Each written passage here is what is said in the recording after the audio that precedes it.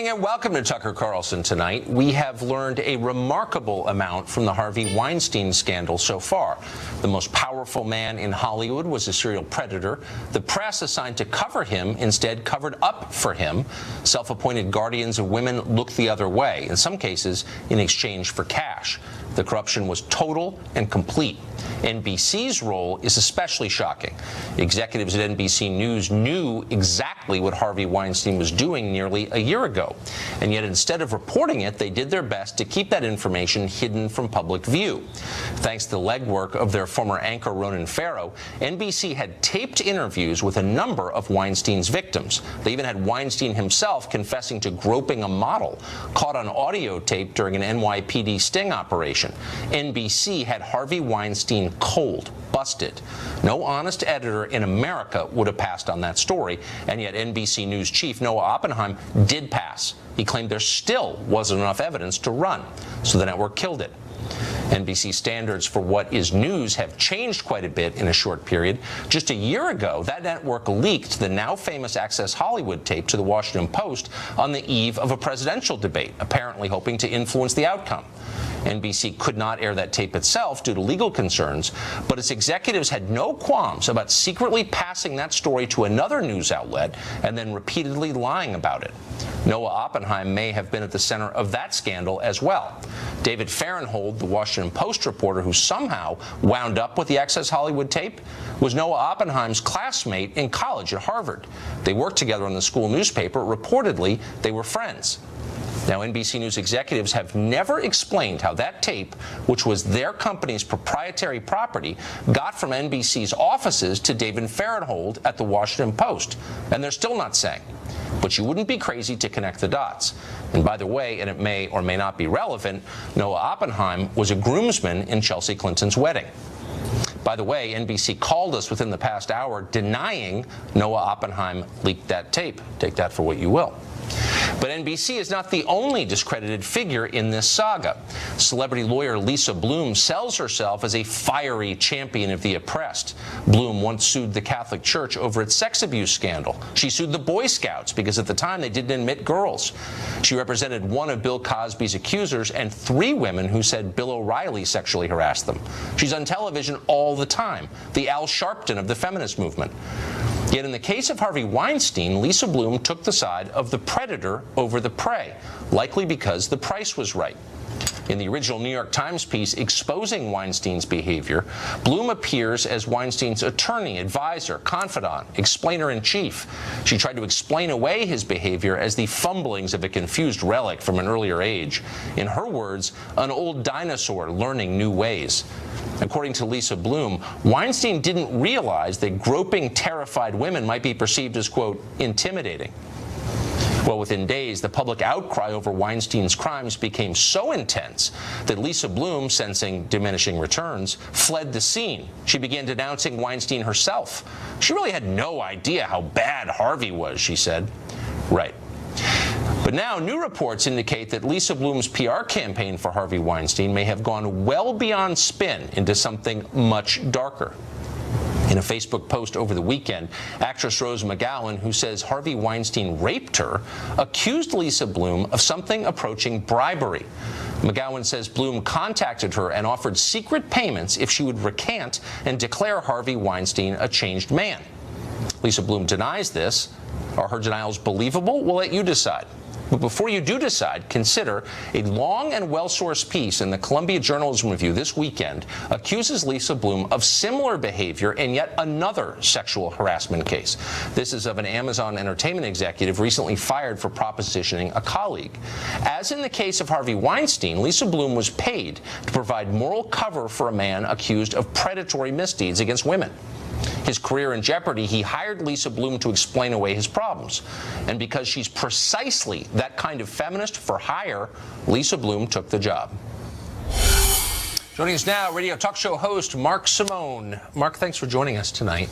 So there are reports that Lisa Bloom had a business relationship with Harvey Weinstein that went beyond your lawyer-client relationship, that he was working to develop a project based on a book she wrote. Have you heard any indication she plans to give that money back Well, it's like, remember Hillary Clinton said when asked about giving the donation back, she said there's nobody to give it back to. So she may use the same excuse. You know, how do you know when you hit rock bottom? When your own company fires you, when your company has to change the name, when the Academy throws you out? I think it's when Lisa Bloom has to leave because you're hurting her reputation. That is it. So, but I mean, I agree with you completely about Lisa Bloom, and I've watched this for years, and she's for hire. She's, you know, someone who has no moral authority, from what I can tell, and yet she is taken seriously by virtually every news outlet out there as a voice of authority on the abuse of women, as a moral voice. How unethical is it to be working on a development deal with the guy you're representing in a sexual harassment case? Well, it's the worst thing you could ever do, and I never saw anybody, except for Harvey Weinstein, destroy their brand so fast. How would anybody go to her again? When she was first involved, I assumed he hired her just to neutralize her. If you hire an attorney, they can never come against you from the other side. But it turns out she's been on this for a long time. Rose McGowan says she was offered $6 million. That's an amazing amount of money. That's how seriously they took this. Harvey is famous for years for offering editors, whoever, screen deals, development deals.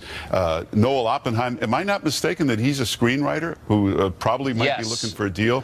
Who has said that he's had no business relationship with Harvey Weinstein? Well, but NBC Universal, for years, Universal has been distributing Harvey Weinstein's films. Weinstein produces television for NBC, like Project Runway. And think about this. They ran 1,000 Trump stories based on anonymous sources. Ronan Farrow came in with a police report, police audio, 3 witnesses on camera, and they said, you haven't nailed it down yet. I mean, the double standard is ridiculous. So here's what I don't understand. NBC has never explained how its property, the Access Hollywood tape, which was shot more than a decade before, wound up moving from NBC's offices to the Washington Post. They've never explained. They're going to do an investigation. We don't know the answer. Last month, you saw one of the anchors on MSNBC said some unattractive things in a commercial break. The tape was leaked. NBC immediately found the producer responsible for leaking it and fired him.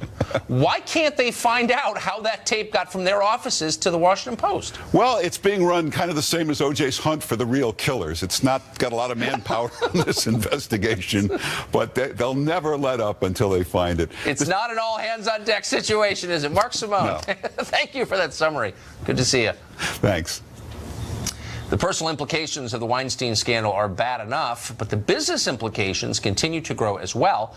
Tomorrow, the Weinstein Company is holding a board meeting, and there's increasing evidence the company is in danger of outright collapse. For the latest on that, we're joined by Deadline.com's Dominic Patton, who's been on top of every detail in the story from day one. Dominic, what do you know? Well, I mean, Tucker, what we're going to see happen tomorrow, let's jump back a little bit to a couple of hours today. After being kicked out of the Movie Academy on the weekend, the people behind the Oscars, Harvey Weinstein today was essentially the first step of being kicked out of the Producers Guild of America, which for an Oscar-winning producer is basically kicked to the curb. Now, he has 10 days to respond, plea his case, but honestly, with this board meeting that's happening tomorrow in New York City, which he will be phoning in from rehab, which I'm sure is quite nice, and his heavyweight lawyer, Hollywood lawyer Patty Glazer will be representing him. They're really going to go to war about was he correctly terminated from the Weinstein Company on October 8th. And that was, of course, 3 days after the New York Times expose came out and just before the New Yorker expose came out. So there have been a number of reports that all of this it grew out of an internecine battle between Harvey Weinstein and his brother Bob. Are those reports accurate, do you know? Well, I would say that those reports, I mean, look, that Bob Weinstein has essentially said that he and his brother divorced about 5 years ago. Bob went to run Dimension Films, which is actually a very profitable arm of the Weinstein Company. But here's what's interesting. There's been lots of talk about is it for sale, is it not for sale? Bob Weinstein put out a statement late last week saying it's not for sale. Today, Colony Capital, the people who are, it's run by Tom Barrack, a good friend of the president's actually. Colony Capital said they are injecting a ton of cash into the Weinstein Company, and we hear they're looking at buying up some of the assets for basically what would be a fire sale. Very similar to what they did to Bob and Harvey's previous company, Miramax, back in 2010. Now, here's the other thing to add to that. You take with that, this meeting, Harvey owns 23% of the Weinstein Company. So what I really think is going to happen tomorrow in this meeting that he'll be phoning into is they're they're either going to determine whether or not he's going to get a payout or whether or not he's going to try to rethrone himself. The thing is, what is there to come back to, and what is there worth coming back to? Colony Capital could be the ones holding all the cards here if they decide that they want to grab the Weinstein Company assets and try the best they can with what's remaining for what's essentially a crippled company. Yeah, I mean, I'm no branding expert, but it strikes me as unlikely it remains the Weinstein Company for long, right? What? I mean, Tucker, you said it, and your previous guest said it very well. Have you ever seen a brand implode as fast as the Weinstein Company and Harvey Weinstein? Remember, it's less than 2 weeks ago the New York Times broke their story. Just over a week ago that we got the story from the New Yorker. Dozens and dozens of women. You talked about Lisa Bloom and Rose McGowan. There, of course, is Ashley Judd. The likes of Gwyneth Paltrow, Angelina Jolie have come out. This is evolving and evolving. And I'll tell you something else that your viewers might be interested in. We've already seen the Movie Academy. We've already seen the Producers Guild. We're here talked at the TV Academy, because, of course, Weinstein produced a lot of shows like Project Runway, that they, too, are now seriously looking into tossing him out. So, really, he's a producer without a home, a producer without a company, and a reputation that's in the toilet. Nicely put. Dominic, thank you for that update. Appreciate it. Thank you, Tucker. Harvey Weinstein gave hundreds of thousands of dollars to politicians and to the Clinton Foundation over the years. In a statement today, the Clinton Foundation announced that it is not returning the money. It's refusing, saying that money was spent a long time ago on what it called, apparently without irony, charitable efforts. It's not the only time Weinstein has given big to the Clinton family. Almost 20 years ago, Weinstein was one of only a handful of people who donated the maximum to Bill Clinton's legal defense fund during the Monica Lewinsky impeachment scandal. Peter Schweitzer, well situated to comment. He wrote the book Clinton Cash, and he joins us tonight. Peter, it seems to me there's a cost in not returning the money. If you're Hillary Clinton and Bill Clinton, who spent a better part of a week not responding to your old friend's sexual harassment scandal, why wouldn't you just give the money to some virtuous charity and call it a day? Why would you refuse? That's a great question, Tucker. I mean, look, they're kind of in a pickle, the Clintons. This is not a relationship with a celebrity or a Hollywood person that was sort of a flash in the pan. As you pointed out, they've known each other. They've had financial connections going on for 20 years. And Weinstein, had an interview with Bill Clinton in 2012 on CNN in which he talks about the fact that they're friends and that he considered Bill Clinton a mentor. Weinstein is not what you'd call a modest person. So if he's saying that, he probably really means it. So the Clintons are in a tough spot. But, that said, there really is no other choice other than for them to give this donation to someone else. I'm not buying that this was spent well to help other people. There was an internal review done of the Clinton Foundation that Chelsea Clinton ordered. They asked Clinton employees of the foundation to rate the effectiveness of the charity on a scale from 1 to 10. The average score was a 4. Some of them gave it a 1. So Clinton Foundation employees don't consider the foundation very effective, and we know that money was probably not spent in a very effective way. Yeah, and those were not right-wing partisans, presumably. I mean, my understanding was the Clinton Foundation doesn't do a lot of actual helping of people. It convenes conferences where rich people gather to talk about helping people. But you got to wonder if its finances aren't a little tight right now. They don't have anything to sell because the Clintons no longer have positions of power. How is their fundraising going? Do we know? Well, it's not going great based on public reports. They had, 2 arms of this, the Clinton Foundation and then, of course, the Clinton Global Initiative, CGI. Right. CGI shut down after the 2016 election. It no longer exists. And that was really the central marketplace for influence peddling. Clinton Foundation's tried to position itself in a different way. They tried to amass an endowment over the last couple of years, so they've probably got $150 million parked away, so they could certainly give this money to someone else. They have it. But the long-term and medium-term prospects are not good. They don't have access to sell. As that same Chelsea Clinton review pointed out in internal review, that a lot of the high-dollar donors were expecting quid pro quos. And if you don't have anything to sell, people are just not going to give money to your organization. And that's precisely the problem the Clintons are running into. That's exactly right. Why would the Sultan of Oman or the royal family of Abu Dhabi give you anything? You know what I mean? It's like the least efficient way to spend money. Peter Schweitzer, thank you for your deep reservoir of Clinton knowledge. Well, there are new mysteries in the Las Vegas investigation, a lot of them. Geraldo Rivera joining us next with the latest. Tucker Carlson is brought to you by... It's now been 2 full weeks since the shooting massacre in Las Vegas. Wars have been fought and won in less time, literally. Yet even now, investigators are still trying to understand why Stephen Paddock murdered 59 people, how he was able to do it. Basic questions remain unanswered. Mysteries multiply by the day. For example, security guard Jesus Campos was apparently the first man at the scene of the shooting. Initially, he was reported to have disrupted the shooting spree, possibly saved many lives. That was widely reported. Then it emerged that Campos was actually the first victim of the attack and was shot, or perhaps wounded by a ricochet, even that's not clear, before Paddock targeted the concert goers. That's the case under the current timeline anyway, which could end up changing again. We don't know for sure, partly because we can't talk to Campos because he's disappeared. He scheduled an appearance on Hannity and a couple of other news programs late last week, then didn't show up. A union representative says he may have checked into a walk-in health clinic instead. Every walk-in health clinic contacted in Las Vegas said, "We've never heard of this man. Now he's gone. Where is he? Nobody knows." Most people don't seem to care, which may be even weirder. For the latest developments, Fox correspondent Geraldo Rivera, who's covered an awful lot of stories like this, joins us tonight. Geraldo, it's almost not even obvious where to begin, but let's just start with Campos. It's not clear to me whether he was shot or wounded by a ricochet, not that it matters, but it's just it's another example of the bad reporting that's clouded the facts of this case from the beginning. But the fact that we don't know where he is strikes me as very odd. Well, I think that in the Campos situation, I would submit that it is probably a function of his employer, the Mandalay Bay Resort, that is keeping him out of contact with the outside world for fear of incurring civil liability. If it can be shown that as a security guard or the security apparatus within the hotel generally failed to prevent this awful tragedy, and is there any liability on the hotel's part? And I think that timing will play a role in that. But the bigger picture let me just say, I would agree with you there, except for the union rep, who you'd think Campos would talk to as much as he would talk to his employer, has said, we're actively searching for the guy, and it is the union. Unions are strong in Las Vegas still, as you know. He says we have no idea where this guy is. It's a little strange.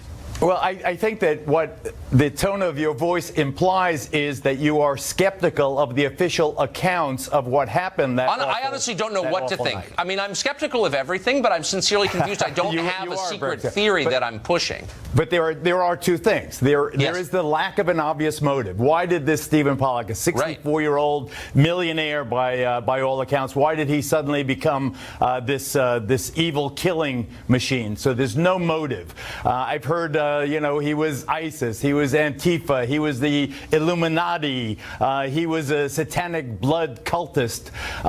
So that the lack of motive plus the confused timeline allows us to ponder, and as talk radio and the conspiracy theorists get their hands on it, it becomes a lot like, in a sense, although the crimes are obviously so very different, it becomes like the Kennedy assassination in the sense that we have evidence that seemingly contradicts the official account. Therefore, we're skeptical. There are dark forces at work here, playing with the facts and the circumstances to make a political goal. This is a false flag operation to bring on gun control, etc., etc. I think. I mean, I just tell you what I think, and you. I thank you for crediting me with my deep experience in these kinds of crimes. I think that because of the enormity of this act and the murders committed, and the extraordinary circumstance of the 32nd floor of the hotel becoming the sniper's nest where they could rain down death and destruction on so many just average, normal, ordinary Americans. We run wild. We don't want it to be the banality of a simple, horrible, evil creature like Lee Harvey Oswald. That's not true. Here's what we don't want. We don't want to believe that our authorities are incompetent. And I don't want to believe that. People come to this country precisely because they think our authorities are competent. And our justice system is on the level, and our law enforcement knows what it's doing. I think they're revealing themselves. Look, they left his house unguarded. This Campos guy, I'm not suggesting he did anything wrong. I am suggesting if you want to get the timeline right, you better talk to him. The authorities don't seem to know where he is. They revised the basic facts of the timeline like 3 times. Why should I have faith in their account? Well, why doubt someone like Lombardo, the sheriff, who seems such a straight shooter to me? I mean, no one has ever dealt with a crime of this magnitude. This is the worst mass murder ever in American history. And it's suddenly thrust on the Las Vegas sheriff to lead the investigation. Now, he's got all the feds and the state guys and everyone's behind him, and it's all coming to this fulcrum, this sheriff. So, I mean, I think he's just out of his depth in the sense that he's a sincere, honest person, but he just doesn't give me the vibe. Well, look, I'm not saying he's a bad person, and I'm not saying he's lying. It's never even crossed my mind. I don't think he has some weird agenda.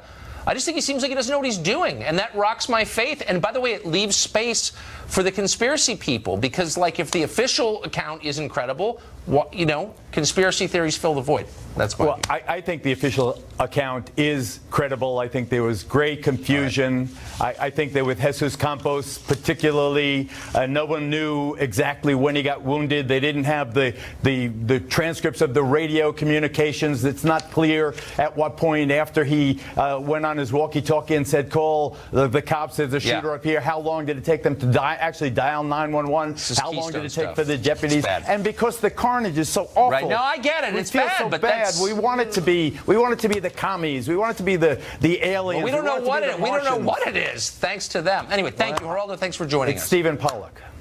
You're right. Up next, new immigration numbers prove America is changing faster than you thought it was. We'll have those numbers for you after the break.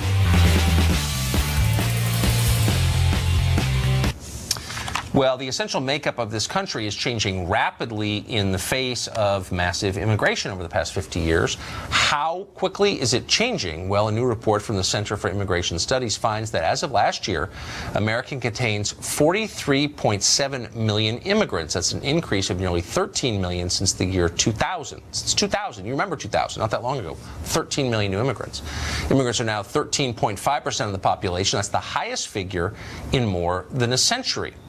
You may like it, you may dislike it, but it's a big deal. Stephen Camarata, Director of Research at the Center for Immigration Studies, he wrote that new report, and he joins us now. The first question is an obvious one, which is, no matter where you are on immigration, this is a massive deal. It's changing the country at the most basic level, and yet I don't ever see this reported anywhere. Why is that? Yeah, it's a great question. Look, I mean, most of this immigration is legal. And remember, it's not the weather. It's something we can control. The immigrant population, you just ran through some of the numbers. Let me give you maybe with some more.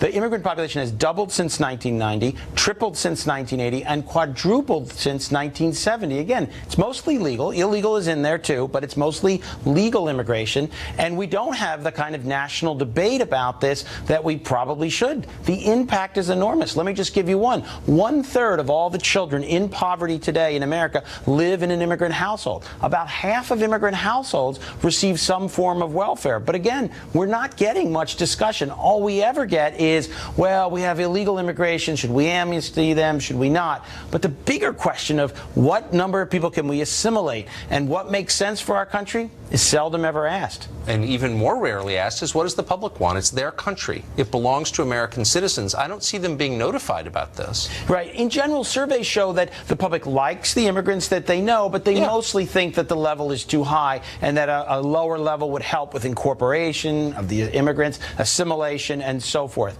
And I think so the public, on the one hand, likes the individuals but wants less immigration. But there are very few politicians who actually articulate that point of view. That's how I feel personally. I've met very few immigrants I don't like. They're mostly great. But that doesn't mean that the policy itself makes sense.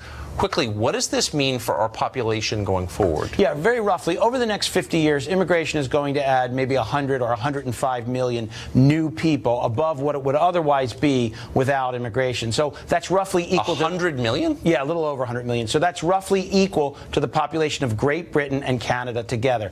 All the projections show it. Census, Pew, my own, everybody kind of agrees about 100 million. So out of a country of 320, that's a totally different country. Right. It's adding a whole third to the population of what we currently have. And that has implications for the environment and traffic and congestion and pollution and sprawl. But again, very little discussion of just these basic numbers, which really are not in dispute. No discussion. I mean, none that I ever hear. That's weird. You don't see it. Stephen, thank you for that. I appreciate it. Sure. Nice to have some facts. Well, for reaction to these new numbers, we're joined now by Fox analyst and co-host of The Five, our old friend Juan Williams. Juan, thanks for joining us. My pleasure. So I think Stephen Camarota summed it up well when he said of the American public, most people really like immigrants. That's certainly how I feel. Yeah. I mean, I don't think I've ever met one I didn't like, actually. They're hard workers. They kind of buy into America. They're great. But the macro question remains unanswered, which is, what's the effect on the population here? You can't switch out your population to this degree and not have some kind of social volatility. Why does the average person not get to weigh in on this very often, do you think? Well, I think we do get to weigh in. I remember you go back to 1965, they had a change in terms of the Immigration Act that changed the premise of it and I think made it more about family reunification, bringing families together.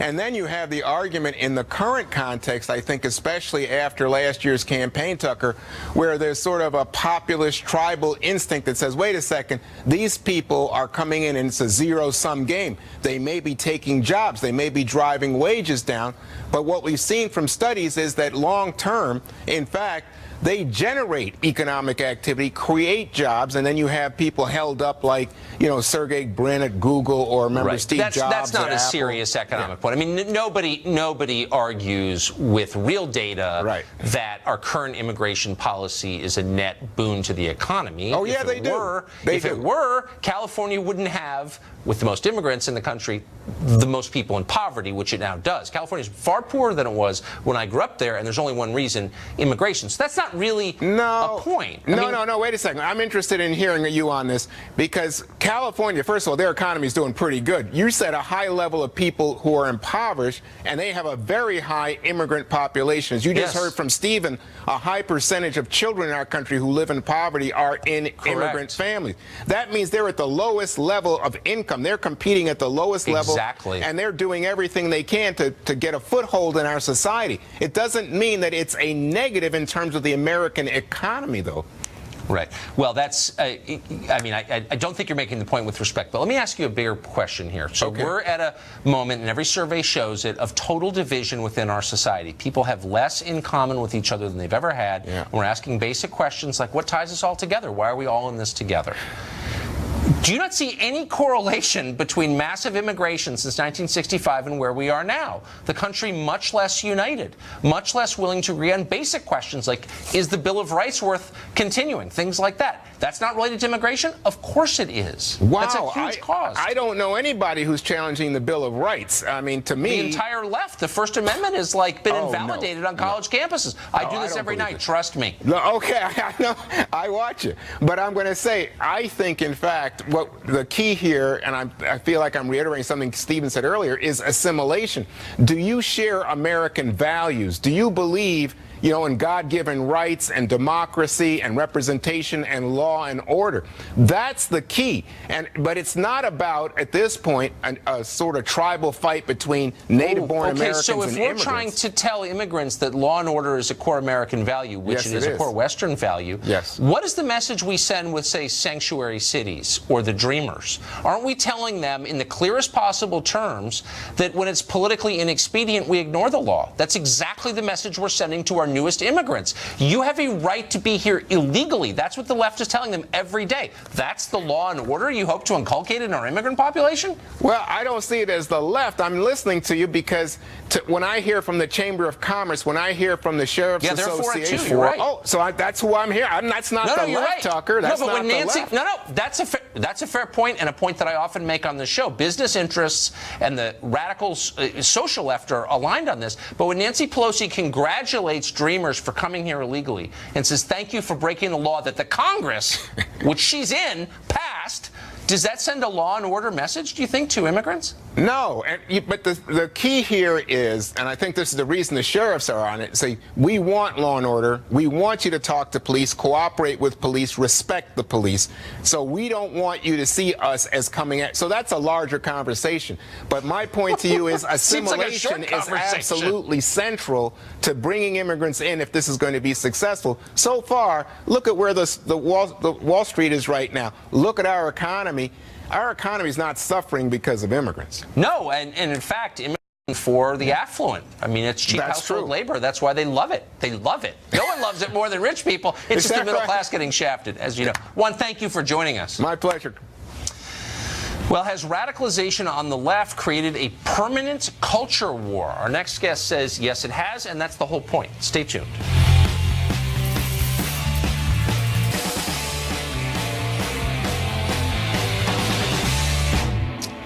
Americans are, of course, divided in how they vote, always have been, though increasingly they're divided on pretty much everything else as well. Some are blockbusters, professional sports, even what you eat for dinner, who you date, all now political battlefields.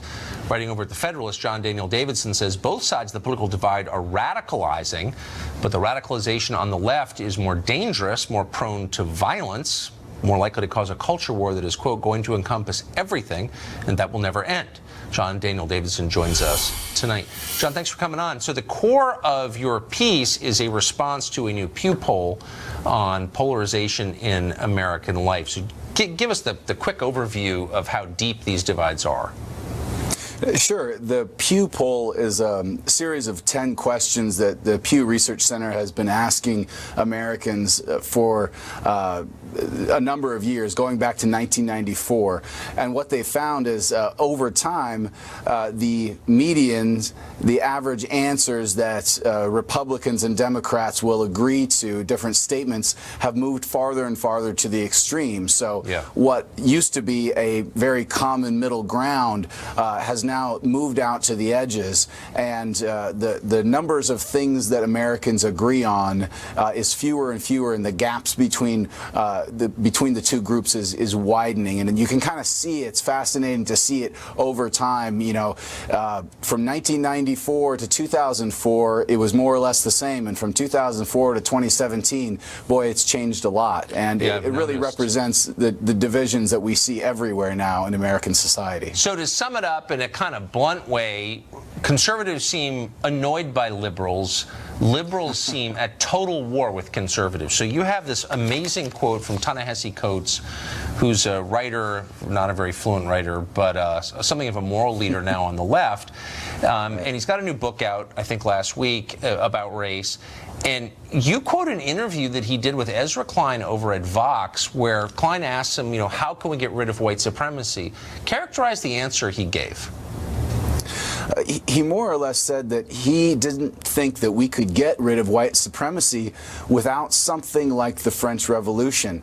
And this is something that he does a lot. He kind of feints toward violence and then backs off, right? But the implication is clear that he thinks America is an endemically white supremacist country that is irredeemably racist, and that the only thing that will reform the racism of America is a kind of a violent revolution and upheaval. He never comes out and says it, but he implies it everywhere. For our viewers who don't believe it, it's worth, and his speaking and writing styles are so hard to take that I'm not going to inflict them on our viewers, but it's worth actually reading. But I guess what was so striking about this is a guy who won the MacArthur Genius Award, I think, who's really feted by this, you know, the intellectual left as a deeply serious person, someone to listen to, someone whose words are indispensable, and he's suggesting that blood may be the only way to atone for America's sins. That seems a different level to me. It is a different level, Tucker, but all of this comes down to a fundamental question. Is the Declaration of Independence true or not? And you know, is America good or bad? And the problem with the left, and the reason that the left's radicalization is more dangerous than radicalization among Republicans, is that the left answers that question, no, the Declaration of Independence is not true. It's a cynical document. No, America's not a good place. It's not a place where we can get along as a big, diverse group of people. It's a zero-sum game of political tribalism. That's the fundamental difference between left and right. And the left increasingly has concluded that they can't share a country with people that disagree with them.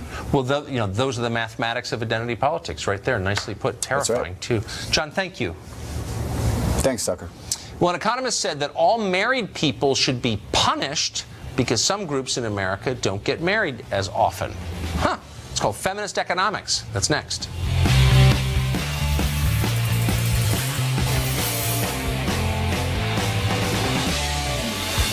Well, there are thousands and thousands of economists out there, not all of them competent, so of course there are just about as many economic schools. Keynesianism, Marxism, neoliberalism, the Austrian school. Now we have something called feminist economics. Studies have shown that marriage is one of this country's most potent anti-poverty weapons, so it's not surprising the government encourages marriage with various benefits, including those emanating from the tax code. It's been that way for a long time. But Michelle Holder, an assistant professor at economics at John Jay College in New York City, says those benefits ought to be abolished because certain groups have low marriage rates and it's wrong to express preference for something not shared across the board. Michelle Jawando is vice president of legal progress at the Center for American Progress, and she joins us today. Michelle, it's great to see you. Hi, Tucker. Thanks for having me. So feminist economics, I've never heard of that. I didn't know that feminism could be applied to science. Is there like feminist thermodynamics? Is there a feminist view of gravity? Like, what does feminism have to do with this? Sure there is. I mean, essentially, what we are thinking about is how do we put different views in place, right? And so we talk about economics, but we don't often think about all of the views that should be represented. And actually, at our event, what we were really trying to think about is, are we meeting the needs of all families today? Okay, but you're not suggesting that, like, the actual, I mean, economics is not, I'm joking, is not real science. It's like made up. It's like psychology. A lot of it's just totally made up. But you're not suggesting that feminism could be applied to the hard side. Like, is there a feminist biology? Is there a feminist theory of gravity that's different? I think we're focusing on kind of the term as opposed to really looking at the issues. Yeah, no, that's fine. So the question of marriage, I mean, I don't really think anyone disputes that when people are married, they're far less likely to be in poverty. In fact, it's the single most consistent marker for being in poverty is a broken family. So why would you in any way want to encourage that? So I think marriage is great. I've been married to my very good-looking husband for 11 years, and I hope we have 50 more. But I think what we are really trying to look at is, are we doing the things necessary? Do we have policies to support all families? The reality is there are about 8 million grandparents in this country today who are raising or helping with their grandchildren under the age of 18. We have about 26% of families are led by single mothers who are raising children. And do we have policies to support all families? Let me ask you a question.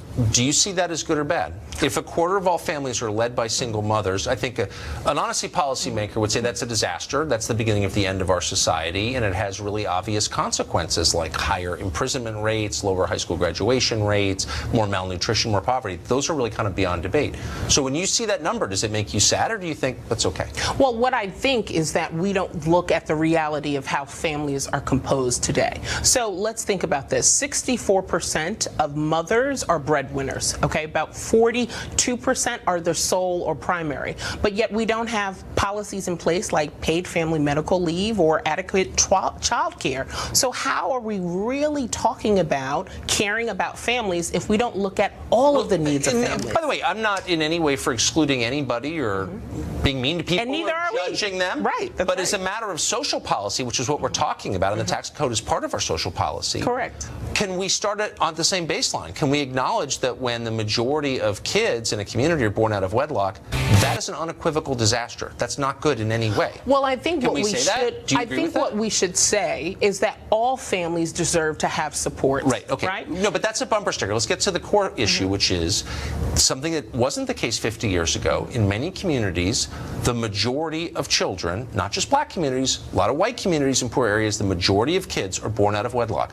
That is a disaster. Can you say that with me? So what I can say is that all families deserve to have. But why wouldn't you? Why wouldn't you say that? Since we know that single parenthood leads to these terrible outcomes, why wouldn't you say it was bad? You can look at Ben Carson, who is your HUD secretary, and he would say that I grew up in a single parent household for part of my childhood. Look, no, but over so I think the fact is, if we have policies that speak to all of our needs, no, it isn't. You're dodging it because let's okay, Tucker. Let's say this. Is it preferable? Would you rather prepared to say that we want to support all families or not. No, are we prepared to stop with the bumper stickers and the slogans and that get to we real should answers? Support all families.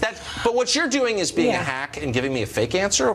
Support all families. What I'm saying is the reality of where we were 50 years ago is not where we are today. Do you think? So if we are thinking about grandparents, all right, I give up. I give up. Don't give this up. is why nobody takes the left seriously, because this is an actual issue that cuts across races. It cuts across the whole country. Exactly. And it's a disaster. This is not a partisan idea. But you don't admit it's a disaster this president because they vote Democrat. And his daughter saying we have to do something about it. Well, they're wrong. We agree. They're wrong if they don't see this as a disaster. They're wrong that we should do something Trump and his daughter are wrong if they don't see medically. single parenthood on the scale we see it now as a social disaster, because it is. Tucker, I think we need to say that faith without works. They said it in James. We need to make sure that we're protecting and taking care of all families. Let's do that. As you know. Let's Michelle, thank you. Thank you. Up next, we have a piece of tape that we were going to wait till Friday to show you, but it was too great. People often say Fox is the strongest name in news. There's another contender for that title. Stay with us, please.